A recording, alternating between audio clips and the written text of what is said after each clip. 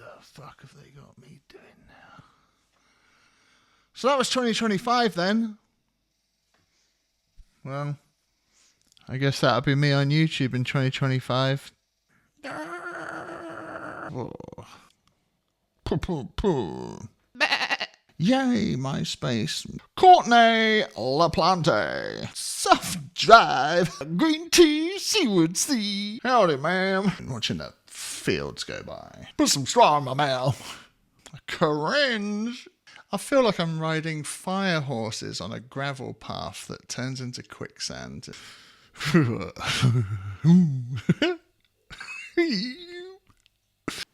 Ding.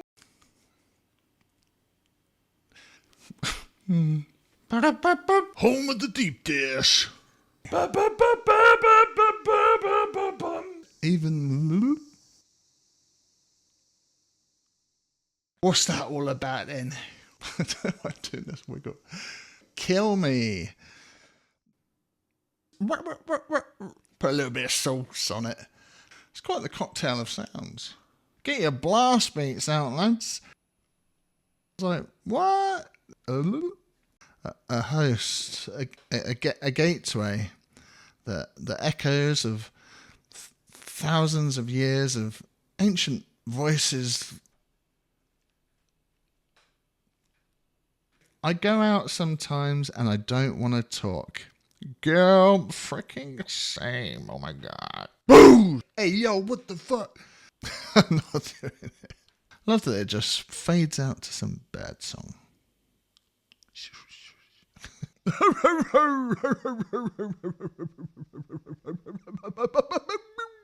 Oh, what a year it's been!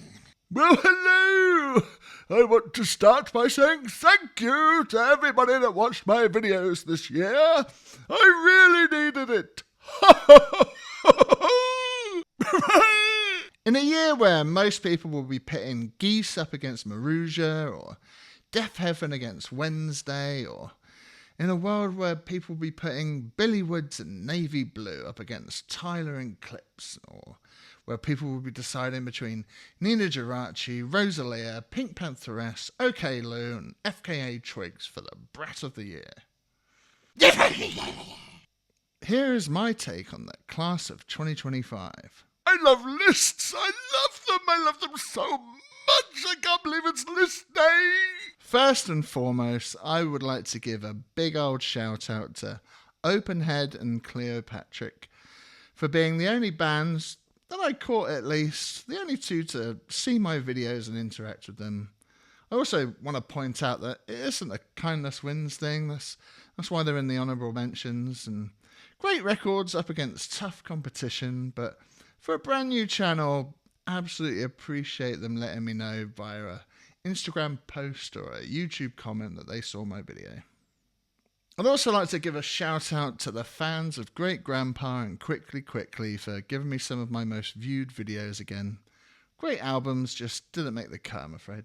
I'd also like to give an honourable mention to Thrice and Weather Day, two more albums that brought a lot of fans and views from albums I respect but did not make the list, I'm afraid.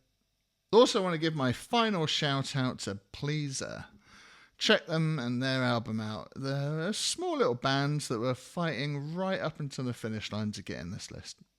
Oh, that's most kind of you, Warner Child! Oh, honourable mentions is such a lovely way to give back, isn't it? Yes, let's get the competition underway! Oh, yes, I'm ready for the 2025 25th position album! Please tell us it! In 25th place, I've got Model Actress with their album Pirouette. It's not something I can listen to all the time compared to the other albums on this list, but when I do, I'm transported to New York and their brand of industrial dance music. I'm grooving to the sassy noise of it all, and Cole really stepped up his vocals on this one. It's the most unique thing on here. In 24th place, I've got Hatchie with her album Liquorice. It's one of the latest additions to this list. Just has that 80s gothic shoegaze sound down pat, and it's perfect for those long dark winter nights with its reverby atmosphere and earwormy guitar riffs. If you haven't heard this Australian before, this is as good a year as any to hop on board. In 23rd place, I got Cryogeyser with their album Cryogeyser. This Los Angeles band has been a real dark horse this year for me, and the closest an album has got to a 90s sounding grunge era for me, and well-written songs and catchy vocals with some great guitar moments. Quite surprised more people aren't aware of this one. I kept going back to it and its consistency. Keep it going, keep it going! In 22nd place, I got Witch Fever with their album FEVEREATEN. In a very similar vein to Cryogeyser, but these ladies are very British, but similar in sounding and how it reminds me of 90s bands with its brand of dark, moody, pissed-off alternative music, which requires a certain mood. It felt like they were aware of that, releasing this on Halloween, so it perfectly soundtracked my dark autumn nights. Number 21 is Still in Love with their album Recovery Language. A bunch of UK legends from the hardcore scene realised there's still some stuff left in the tank, so got together and formed a band and released a debut album, and it packs a short, hard, Bruce Lee 1-inch punch. It's like a ferocious dog full of bite, ready to be unleashed onto the world, and a personal memory lane for me, and gets them the final spot in the bottom 5. So now it's time for the middle 15. Oh, so that was the bottom 5, was it? A mighty fine group, if I do say so myself. At 20th place, I've got Lipsticism with her album Wanted to Show You.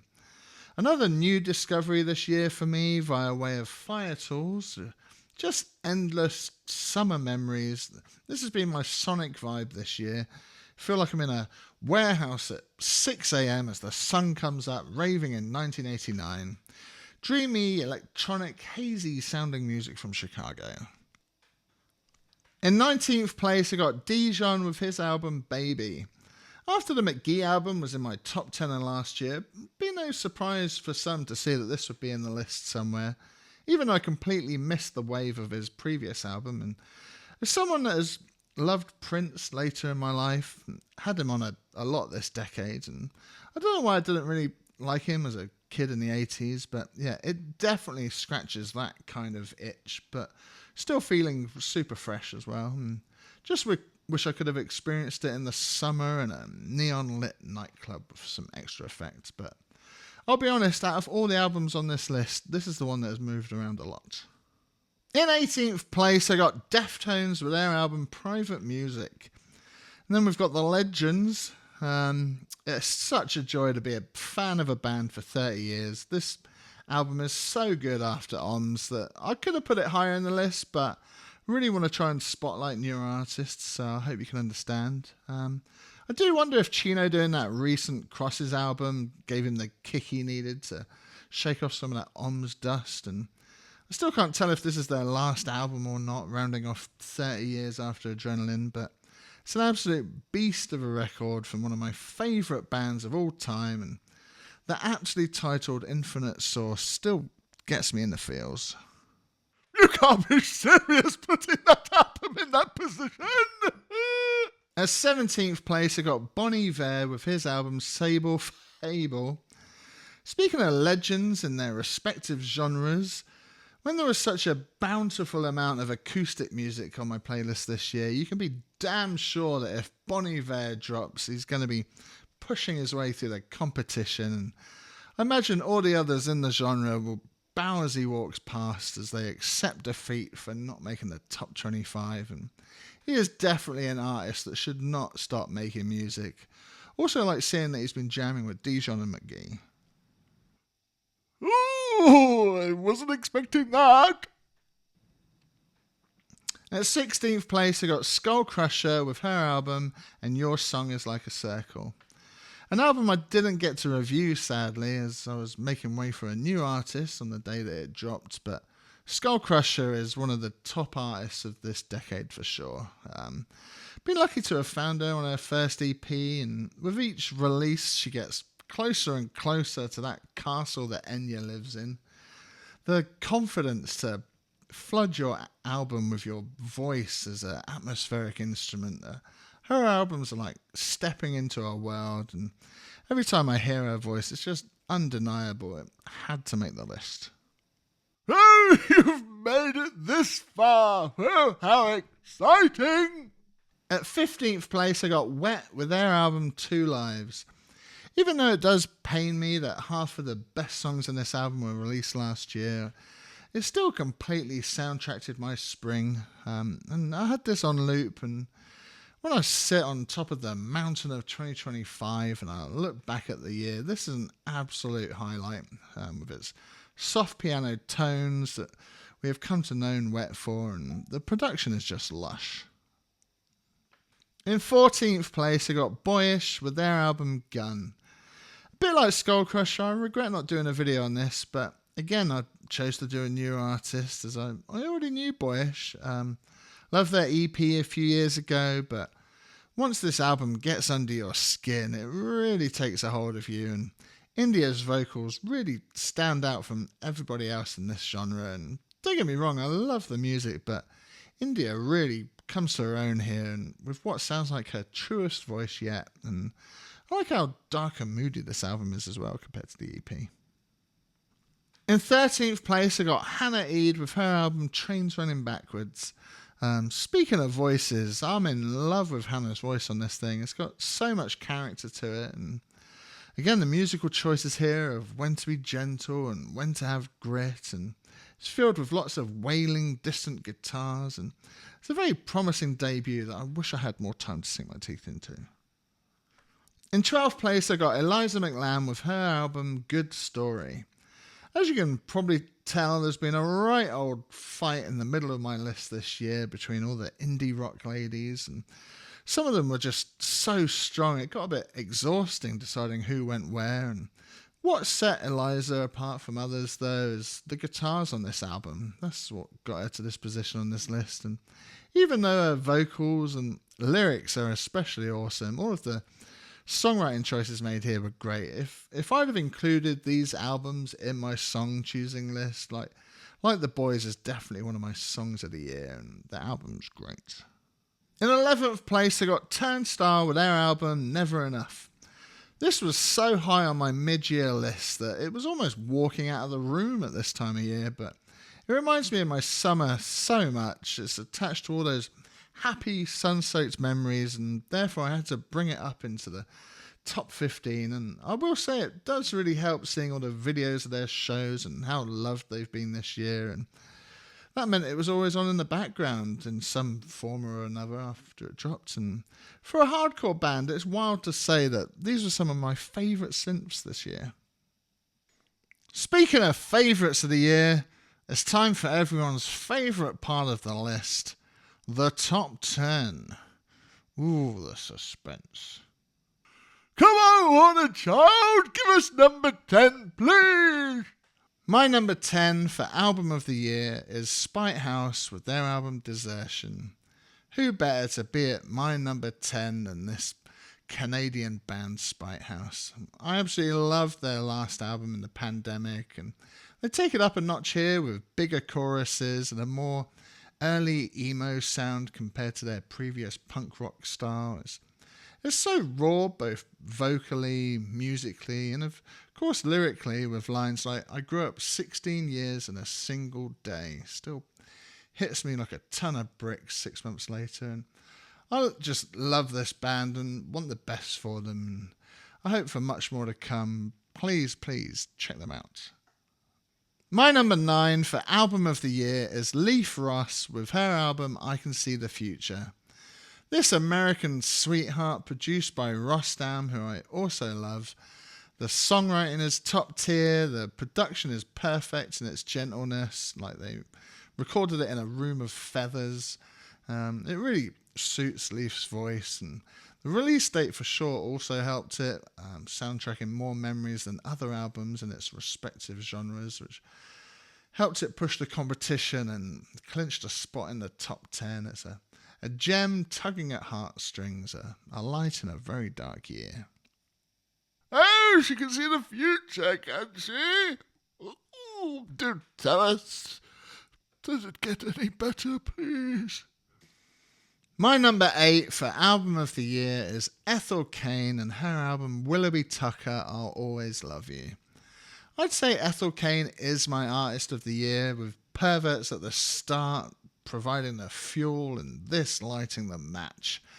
I chose this because it's got more singing ultimately, but Ethel for sure soundtracks a lot of 2025 for me. I just love the feeling of floating that her singing brings to me, and a truly deep, soaring, expansive, trippy, moody, ethereal album made me think and walk in slow motion every time it came on. It walked time and brought the world to a standstill for me this year. Oh my, what a choice! My number 7 for album of the year is Spiritbox and their album Tsunami Sea. In a year where I was anticipating another metalcore album to come and challenge this, I'm looking at you, Leith, but alas it never came, and so this just stayed in its position, not budging for anyone, no matter the tide. Solid as a rock. Been listening to this Canadian-American band since their debut, but this is a step up on this crushing and brutal, sometimes emotional and beautiful album. More acoustic guitars, please. This reaches the highest of highs and proves why they are one of the biggest bands of this decade. Courtney is an absolute rock star, and her performance on this is frankly incredible. My number 6 for album of the year is Crushed with their album No Scope. I just love the contrast of her gothic vocal tone against a seemingly electronic sounding album. I was quite shocked to see they do this as a sort of shoegazy full band live instead of like a pop kind of thing. I thought it would just be him on like a guitar and a synth and her singing live on stage with colourful LED screen behind them or something, which made me rethink all of the sounds of the album as probably being made by a guitar. And so it grew with each listen, and it's just a great cocktail of sounds on this semi-trip-hop album. Don't forget the voices. The voices in the back. Ooh, the voices in the back. Give us the top 5. All right. Yes. Okay. Now, time for the top 5 of the tournament. Now, I won't lie, the top 5 has stayed like this most of the year.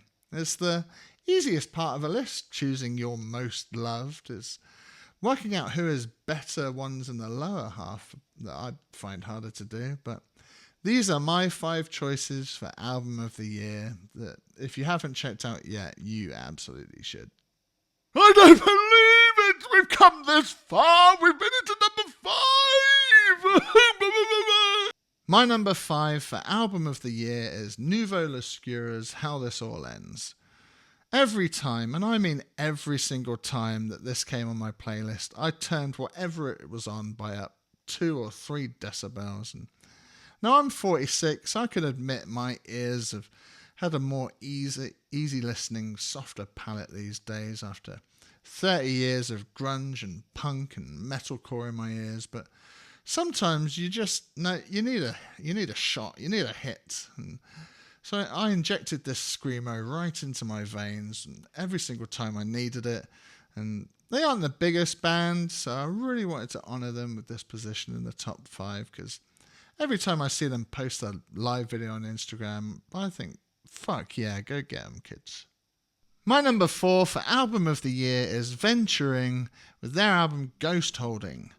I wasn't sure when I did my middle of the year list about where to put this, as Jane was promoting their other album, the Digicore Rage album, that I wasn't a fan of, but although I do bet they wish they played this in front of the Turnstile crowd. But prior to another album coming out, this was my album of the year for a really long time.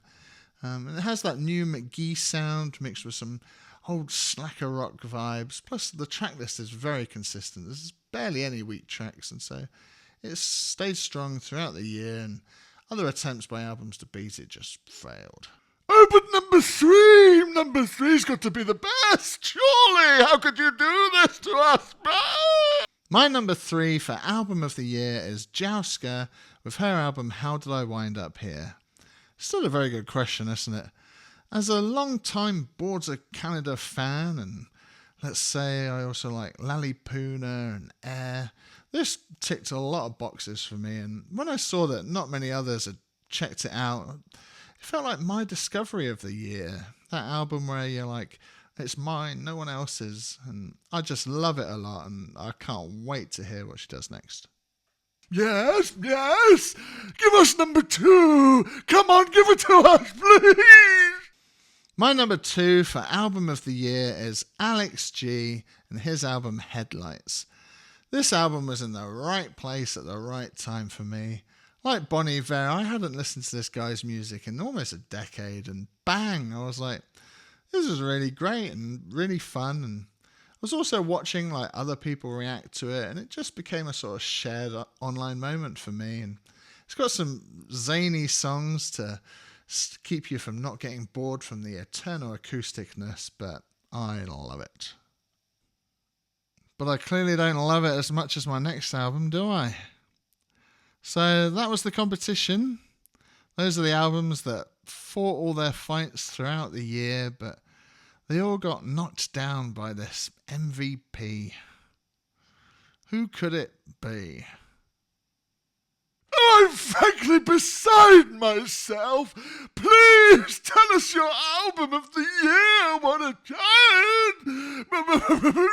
Well, here it is.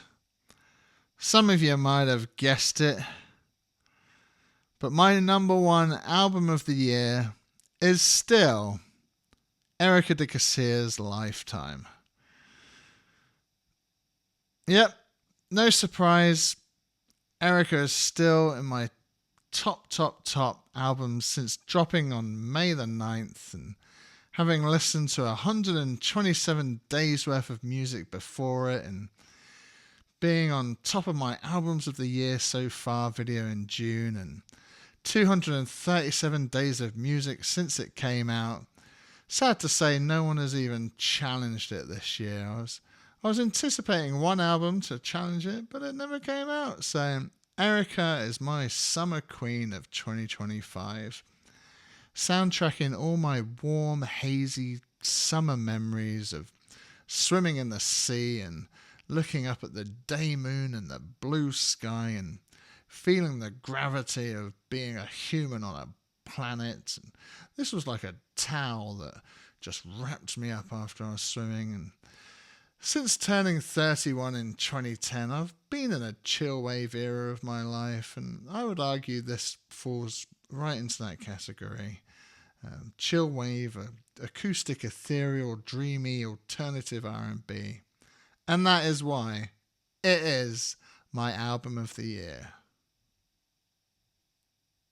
Oh, I knew it, what a child! Ho, ho, ho, ho! Erika is number 1. I knew it, she could do it again! What an album! What a year! So yeah, that's it. My first year of the channel complete. Again, thanks to everyone that watched. Please like, subscribe, and please comment. It really boosts the algorithm and helps me out a ton. It's been a crazy year for me, and this weekly event of uploading videos gave me a great distraction from the grief of my dad dying. And plus it was a 20-year anniversary of when I started touring with Architects and Bring Me Horizon, and a 30-year anniversary of when I first got the internet and started playing in bands. So it's all felt like one big party in a way, and that's why I've covered my head in Christmas lights. No confetti. I think this is mad enough. Let me know if you want me to keep doing this in 2026.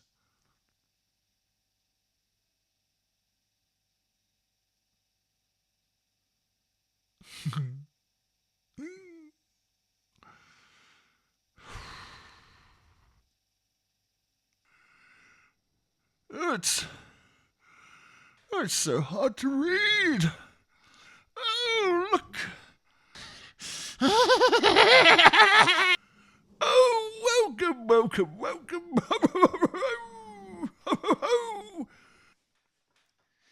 2025! Fucking look at me. Look at this. What is this?